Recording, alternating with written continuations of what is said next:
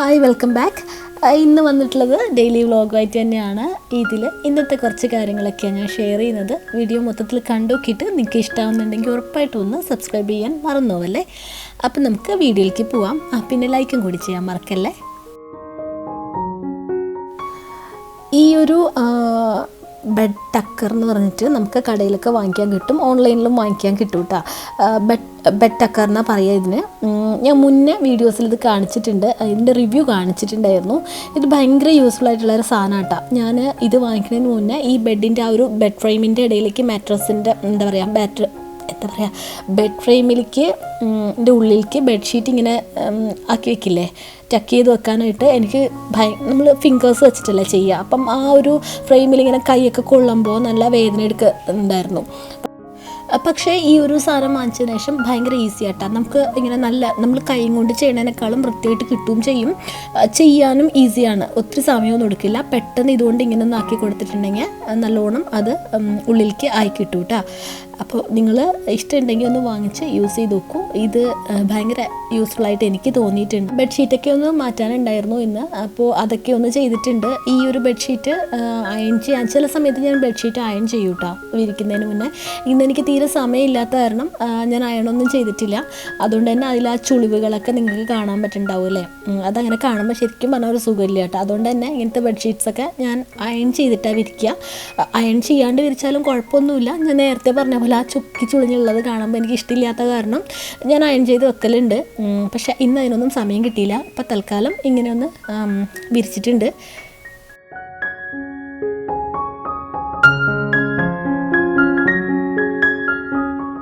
ഇനിയിപ്പോൾ ലിവിങ് റൂമിലും കുറച്ച് ക്ലീനിങ് കാര്യങ്ങളൊക്കെ, ചെറിയ ചെറിയ ക്ലീനിങ് പോലെയുള്ള കാര്യങ്ങളൊക്കെ ഉണ്ടായിരുന്നു. ഇതൊക്കെ ഇവിടുന്ന് അങ്ങോട്ടും ഇങ്ങോട്ടൊക്കെ എടുത്ത് മാറ്റി വെച്ചിട്ടുണ്ടായിരുന്നു. എന്താ പറയുക, ഓരോന്നൊക്കെ എടുത്തിട്ട് ഇങ്ങോട്ട് പോവും. വാട്ടർ ബോട്ടിൽ ഇങ്ങനെയുള്ള കാര്യങ്ങളൊക്കെ ആ കോർണറിൽ നിങ്ങൾ കാണില്ലേ, അതൊക്കെ കൊണ്ടുവയ്ക്കണതാട്ടോ. ഇനി അതൊക്കെ എടുത്ത് മാറ്റണം. അതെടുത്തുകൊണ്ട് വെക്കോളും. പക്ഷേ എനിക്ക് അങ്ങനെയൊന്നും കാണുന്ന ഇഷ്ടമില്ലാത്തതുകൊണ്ട് ഞാൻ കാണുമ്പോൾ അതൊക്കെ ഞാൻ എടുത്തിട്ട് പോവും. ഒരു സുഖം ഉണ്ടാവില്ലല്ലോ അവിടെ ഇവിടെയൊക്കെ ഓരോ വാട്ടർ ബോട്ടിൽസും കാര്യങ്ങളൊക്കെ കൊണ്ടുവയ്ക്കുമ്പോൾ. ഇനിയിപ്പോൾ ഇത് ടിഷ്യൂ ഹോൾഡറിൽ ടിഷ്യൂ ഒന്ന് ഫില്ല് ചെയ്യാനുണ്ടായിരുന്നു. അപ്പോൾ അതിന് വേണ്ടിയിട്ട് നിൽക്കുകയാണ്. ഈ ഒരു നമുക്ക് ഡെയിലി എടുക്കാൻ പാകത്തിന് ഞാൻ ഈ ഒരു ബോക്സിൽ ഇഞ്ചി, വെളുത്തുള്ളി, വേപ്പില, പച്ചമുളക്, അത് നമ്മൾ ഡെയിലി എടുക്കുന്ന കാര്യങ്ങളാണല്ലോ. അപ്പോൾ അതൊക്കെ ഞാനൊന്ന് ഫില്ല് ചെയ്ത് വെക്കലുണ്ട്. ഇത് കഴുകി വെച്ചിട്ട് ഇത് ഇടയ്ക്ക് കഴുകണം കേട്ടോ. ഒരാഴ്ച എല്ലാം കൂടുമ്പോൾ ഒന്ന് കഴുകി വെച്ചിട്ടില്ലെങ്കിൽ നമ്മൾ ആ വെളുത്തുള്ളിയൊക്കെ സ്റ്റോർ ചെയ്യണതല്ലേ, അപ്പോൾ അതിൻ്റെ ഒരു പൊട്ട മണം, ആ വെളുത്തുള്ളിയുടെ ഒരു സ്മെല്ലില്ലേ, അതുണ്ടാവും. അപ്പോൾ അത് കാരണം ഞാൻ മിക്കപ്പോഴും അത്യാവശ്യം ഒന്ന് തീരുമ്പോഴേക്ക് എടുത്ത് കഴുകി ഉണക്കിയിട്ട് വീണ്ടും ഫില്ല് ചെയ്യും. ഇങ്ങനത്തെ ഒരു ബോക്സ് വാങ്ങിക്കുന്നത് നല്ല യൂസ്ഫുൾ ആട്ടോ. ഞാൻ കുറേ ആയി യൂസ് ചെയ്യുന്നുണ്ട്. എൻ്റെ അടുത്ത് മുന്നേ ഇരുന്നത് വേറൊരു ബോക്സ് ആയിരുന്നു. അപ്പോൾ അതിനേക്കാളും കുറച്ചും കൂടി വലിയ സൈസ് ഞാനിപ്പോൾ കുറച്ചായിട്ട് വാങ്ങിച്ചിട്ടുള്ളതാണ്. ഇപ്പോൾ ഒരു 3-4 മാസമായിട്ട് ഇതാട്ടാ. ഞാനിത് യൂസ്ഫുള്ളാണെന്ന് പറയാൻ കാര്യം എന്താ അറിയോ, നമുക്ക് ഇത് ഡെയിലി ആവശ്യമുള്ള കാര്യങ്ങളാണല്ലോ ഇതിലുള്ളതൊക്കെ. അപ്പോൾ ഇത് നമുക്ക് കുറേ ഇങ്ങനെ ഓപ്പൺ ചെയ്ത് എടുക്കുകയൊന്നും വേണ്ട. കുറേ ബോക്സസോ അല്ലെങ്കിൽ ബാഗ്സ് ഓപ്പൺ ചെയ്തിട്ട് അങ്ങനെ ഒന്നും എടുക്കുകയൊന്നും വേണ്ട. ഈ ഒരു ബോക്സ് മാത്രം പുറത്തേക്ക് എടുത്തിട്ടുണ്ടെങ്കിൽ നമുക്കെല്ലാം ചെയ്യാൻ സൗകര്യം ഉണ്ടാവും കേട്ടോ. ഈ ഒരു ബോക്സിൽ ഇത് മാത്രമല്ല സ്റ്റോർ ചെയ്യാൻ പറ്റുക. നമുക്ക് ഡെയിലി എടുക്കാനുള്ള ഫ്രൂട്ട്സുകൾ ചെറിയ ക്വാണ്ടിറ്റിയിലുള്ളത് അങ്ങനെയൊക്കെ എടുത്തിട്ട് ഇതിലേക്ക് സ്റ്റോർ ചെയ്ത് വെക്കാൻ പറ്റും. ഇനിയിപ്പോൾ ഈ ഒരു പാനൊക്കെ വെക്കുന്ന ഈ ഒരു ഭാഗം ഒന്ന് അറേഞ്ച് ചെയ്ത് വെക്കാനുണ്ട്. ഞാനിപ്പോൾ ഇതിൻ്റെ മുകളിൽ ടിഷ്യൂ വെച്ചിട്ട് ഓരോ പാനിങ്ങനെ അടുക്കി വെച്ചിട്ടുണ്ടായിരുന്നേ, ഈ ഒരു സ്ക്രാച്ചസ് ഒന്നും വീഴാണ്ടിരിക്കാൻ വേണ്ടിയിട്ട്. അപ്പോൾ സ്ക്രാച്ചസൊക്കെ വരാണ്ട് പ്രിവെൻറ്റ് ചെയ്യുന്ന ഒരു സാധനം വാങ്ങിക്കാൻ കിട്ടുമല്ലോ. അപ്പോൾ അത് ഞാൻ ഓർഡർ ചെയ്തിട്ടുണ്ടായിരുന്നു. ഈ ഒരു സാധനം. അപ്പോൾ അത് വന്നിട്ടുണ്ട്. അപ്പോൾ ഇത് വെച്ചിട്ടൊന്ന് അറേഞ്ച് ചെയ്ത് വെക്കാനായിട്ട് കേട്ടോ. ബാക്കിയുള്ളിടത്തൊക്കെ ഈ സാധനം തന്നെയാണ് വെച്ചിട്ടുള്ളത് ഞാൻ. പക്ഷേ ഇതിലേക്ക് വെക്കാനായിട്ട് ഉണ്ടായിരുന്നില്ല, തീർന്നുപോയി. അപ്പോൾ ഞാനൊരു ടിഷ്യൂ വെച്ചിട്ട് തൽക്കാലത്തേക്ക് അങ്ങനെ വെച്ചിട്ടാണ് ഉണ്ടായിരുന്നത്. അപ്പോൾ ഇത് വന്നപ്പോൾ ഒന്നെടുത്ത് അറേഞ്ച് ചെയ്ത് വെക്കുക കേട്ടോ. ഇത് അടിപൊളിയായിട്ടുള്ളൊരു സാധനമാണ്. നമ്മുടെ പാനിലൊന്നും സ്ക്രാച്ചസ് അങ്ങനെ വീഴാണ്ട് പ്രിവെൻറ്റ് ചെയ്യും. സോ ഭയങ്കര സുഖമാണ് ഇത് വാങ്ങിക്കാനായിട്ട്. എല്ലാ ഓൺലൈൻ സൈറ്റിലും ഇത് വാങ്ങിക്കാൻ വേണ്ടി കിട്ടും. നമുക്കില്ലേ ഓരോ ആവശ്യത്തിന് യൂസ് ചെയ്യാൻ, ഓരോ ആവശ്യത്തിനല്ല, ഓരോ പാനിൻ്റെ സൈസിനനുസരിച്ചിട്ട് യൂസ് ചെയ്യാൻ വേണ്ടിയിട്ടുള്ള ഇതിൽ വരുന്നുണ്ട്. ഇപ്പം വലുതിലേക്ക് വേണമെങ്കിൽ വലുത് യൂസ് ചെയ്യാം, അല്ല ചെറിയ പാനിലേക്കൊക്കെ വേണ്ടെങ്കിൽ അതിൽ ചെറിയ സൈസ് ഉണ്ട്, അത് വെച്ചിട്ട് നമുക്ക് യൂസ് ചെയ്യാം. ഇതിങ്ങനത്തെ പാനിലേക്ക് മാത്രമല്ല കേട്ടോ. എൻ്റെ ആ ഒരു വൈറ്റ് കളറിലെ സോസ് പാനൊക്കെ ഇല്ലേ, അതിൻ്റെ ഉള്ളിലേക്ക് വേണമെങ്കിലും ഇതിങ്ങനെ ഇറക്കി വെച്ചിട്ട് നമുക്ക് യൂസ് ചെയ്യാൻ വേണ്ടിയിട്ട് പറ്റും. ഭയങ്കര യൂസ്ഫുൾ ആട്ടോ ഇത്.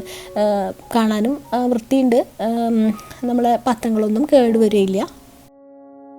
ഉച്ച കഴിഞ്ഞിട്ട് പിന്നെ പുറത്തേക്കൊക്കെ ഒന്ന് പോകാനുണ്ടായിരുന്നു. പുറത്തെന്ന് പറയുമ്പോൾ മോളുടെ സ്കൂളിലേക്കൊക്കെ ഒന്ന് പോകാനുണ്ടായിരുന്നു. പിന്നെ അത് കഴിഞ്ഞിട്ട് ഇനിയിപ്പോൾ ഷെയർ ചെയ്യുന്നത് വൈകുന്നേരത്തെ കാര്യങ്ങളാണ്. അതായത് ഡിന്നർ ഉണ്ടാക്കലും അങ്ങനെയുള്ള കുറച്ച് കാര്യങ്ങളൊക്കെ ഇനി ഷെയർ ചെയ്യണത്. ഇനിയിപ്പോൾ ഫുഡ് ഉണ്ടാക്കുകയാണ്. പ്രത്യേകിച്ച് അങ്ങനെ ഹെവി ആയിട്ടൊന്നും ഉണ്ടാക്കുന്നില്ല. ആകെ ഉണ്ടാക്കുന്നത് മുട്ടക്കറിയും, അല്ല ഹെവിയാണ് കേട്ടോ, കുറച്ച് ഹെവിയാണ്. മുട്ടക്കറിയും ബീഫ് ഫ്രൈയും പിന്നെ വെള്ളപ്പമാണ് ഉണ്ടാക്കുന്നത്. മുട്ടക്കറി ഞാൻ എപ്പോഴും ഉണ്ടാക്കുന്ന ഒരു ടൈപ്പിലല്ല. അതായത് ഇന്നിപ്പോൾ ഉണ്ടാക്കുന്നത് കുറച്ച് തേങ്ങാപ്പാലൊക്കെ ചേർത്തിട്ട് അങ്ങനെ ഉണ്ടാക്കുന്നത്. ഞാൻ അധികവും ഉണ്ടാക്കുമ്പോൾ തേങ്ങാപ്പാൽ അങ്ങനെ ചേർക്കൽ കുറവാട്ടോ മുട്ടക്കറിയിലേക്ക്. വല്ലപ്പോഴും എല്ലാം മാത്രമാണ് തേങ്ങാപ്പാൽ ചേർത്തിട്ട് മുട്ടക്കറി ഉണ്ടാക്കലുള്ളൂ. ഇന്നിപ്പോൾ അങ്ങനെ ഉണ്ടാക്കുന്നത്. തേങ്ങാപ്പാൽ കുറച്ച് ചേർത്തിട്ട് അങ്ങനെ ഉണ്ടാക്കാമെന്ന് വെച്ചു. പിന്നെ ഞാൻ എപ്പോഴും ചെയ്യുന്ന പോലെ ഇന്നത്തെ ഈ ഒരു കുക്കിങ്ങിന് ആവശ്യമുള്ള എല്ലാ സാധനങ്ങളും ക്ലീൻ ചെയ്ത് കട്ട് ചെയ്ത് നമ്മുടെ ഗ്യാസ് സ്റ്റൗവിൻ്റെ അടുത്തേക്ക് വെച്ചിട്ടുണ്ട്.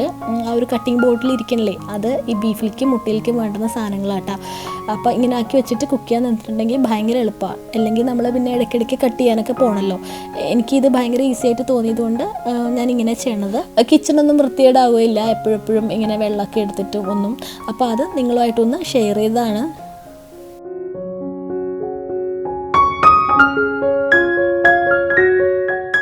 മുട്ടക്കറി എന്ന് പറയുമ്പോൾ സിമ്പിളാണ്.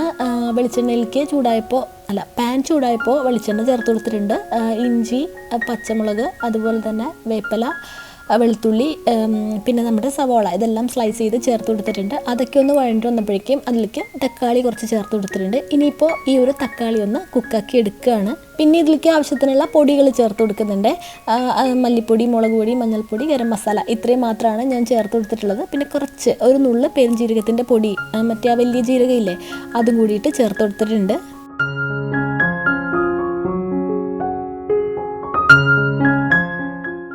പൊടികളുടെ ആ ഒരു പച്ചമണം മാറിയപ്പോൾ തിളച്ച വെള്ളം കുറച്ച് ചേർത്ത് കൊടുത്തിട്ടുണ്ട്. ഇനിയിപ്പോൾ ഇത് നന്നായിട്ടൊന്ന് ഇളക്കിയതിന് ശേഷം ഇതിലേക്ക് മുട്ടയിലെ ബോയിൽ ചെയ്ത് വെച്ചിട്ടുള്ള അത് ചേർത്ത് കൊടുക്കും.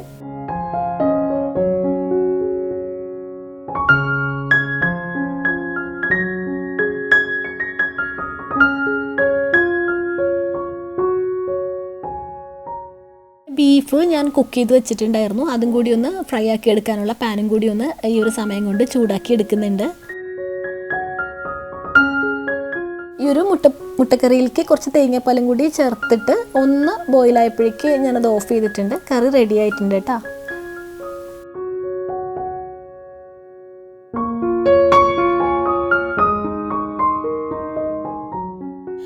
പിന്നെ ബീഫ് ഫ്രൈ ചെയ്തെടുക്കാനായിട്ട് ഇതിലൊന്നും പ്രത്യേകിച്ച് പറയാനായിട്ട് ഒന്നുമില്ല കേട്ടോ. എല്ലാവരും ചെയ്യണ പോലെ തന്നെയാണ് ചെയ്യുന്നത്. ഇതിനകത്തൊന്നുമില്ല പ്രത്യേകിച്ച് പറയാനായിട്ട്. ഇന്നിപ്പോൾ എന്തായാലും എപ്പോഴും ചെയ്യുന്നതിനേക്കാളും കുറച്ച് ഡിഫറെൻ്റ് ആയിട്ട് തേങ്ങ കൊത്തും അതുപോലെ തന്നെ കുറച്ച് കുഞ്ഞുള്ളിയും കൂടി ആദ്യം ഒന്ന് വഴറ്റിയതിന് ശേഷമാണ് ബീഫ് അതിലേക്ക് ഇട്ട് കൊടുത്തിട്ട് ഒന്ന് ഡ്രൈ ആക്കി എടുക്കേണ്ടത്. തേങ്ങാക്കൊത്തും വേപ്പിലയും കൂടി ഇട്ട് കൊടുത്തതിന് ശേഷം ഞാൻ അതിലേക്ക് നേരത്തെ ബീഫ് ഒന്ന് വേവിക്കാൻ വെച്ച സമയത്ത് ക്രഷ് ചെയ്തെടുത്തിട്ടുണ്ടായിരുന്നു. കുറച്ച് ഇഞ്ചിയും വെളുത്തുള്ളിയും ബാക്കി ഉണ്ടായിരുന്നു. അതും കൂടി ഒന്ന് ഇതിലേക്ക് ചേർത്ത് കൊടുത്തിട്ടുണ്ട്.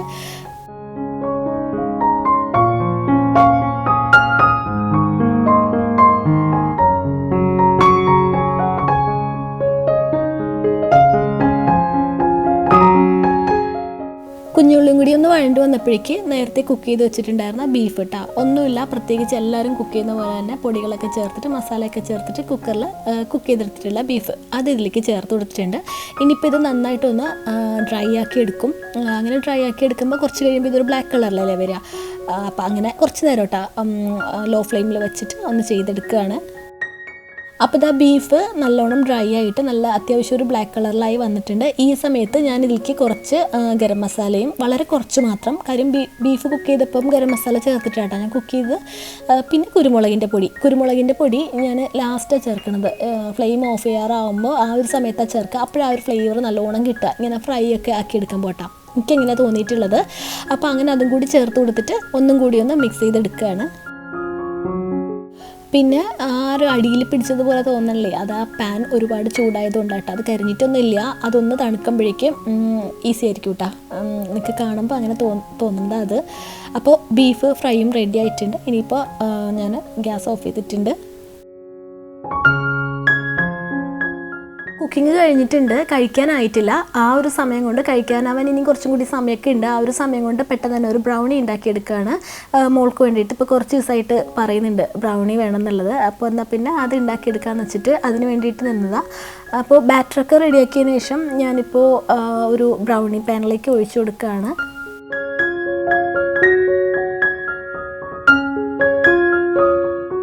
എൻ്റെ അടുത്തുള്ള ഈ ഒരു ബ്രൗണി ഉണ്ടാക്കുന്ന ഈ ഒരു പാനിൽ ഇങ്ങനെ ഒരു ഡിവൈഡറും കൂടിയിട്ട് വരുന്നുണ്ട്. ഇതിങ്ങനെ നമ്മൾ ബാറ്റർ ഫില്ല് ചെയ്തതിന് ശേഷം ഇത് ഉള്ളിലേക്ക് വെച്ച് കൊടുത്തിട്ടുണ്ടെങ്കിൽ ബേക്കായി വരുമ്പോൾ നമ്മൾ പിന്നെ വേറെ കട്ട് ചെയ്തെടുക്കാനൊന്നും നിൽക്കണ്ട കേട്ടോ.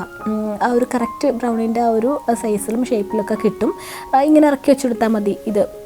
ഇതിലേക്ക് ഉള്ളിലേക്ക് ഇങ്ങനെ ഇറക്കി വെച്ച് കൊടുത്തതിന് ശേഷം നമുക്ക് ബ്രൗണി ബേക്ക് ചെയ്യാനായിട്ട് വെക്കാൻ വേണ്ടി പറ്റും. ഇപ്പം ഇതിങ്ങനെ വേണമെന്ന് നിർബന്ധമൊന്നുമില്ല. ഇതാകുമ്പോൾ കുറച്ചുകൂടി ഈസിയാണ്, പിന്നീട് കട്ട് ചെയ്യണ്ടല്ലോ. അപ്പോൾ എൻ്റെ അടുത്ത് ഇതുള്ളത് കൊണ്ട് ഞാനിത് യൂസ് ചെയ്യണമെന്നുള്ളൂ. ഒത്തിരി നാളായിട്ടാണ് ഇത് വാങ്ങിച്ചിട്ട്. അല്ലാത്ത പാനിലായിട്ട് ആണെങ്കിലും നമുക്കിത് കുക്ക് ചെയ്തെടുക്കാൻ പറ്റും, ബേക്ക് ചെയ്തെടുക്കാൻ പറ്റും. പിന്നീട് നമ്മൾ കട്ട് ചെയ്തെടുക്കണം എന്ന് മാത്രം, അത്രയേ ഉള്ളൂ.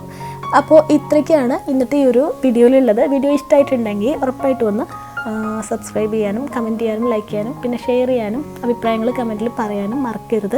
എനിക്ക് കുറച്ച് ഫീവറൊക്കെ ആയിട്ടിരിക്കുന്നുണ്ട്, അത്ര ഒരു എനർജി ഒന്നും ഇല്ല കേട്ടോ സംസാരിക്കാനായിട്ട്. അതുകൊണ്ടാണ് ഇങ്ങനെ സ്ലോ ആയിട്ട് സംസാരിക്കുന്നത്. അപ്പോൾ പുതിയൊരു വീഡിയോ ആയിട്ട് അടുത്ത ആഴ്ച വീണ്ടും വരാം. Thank you, by.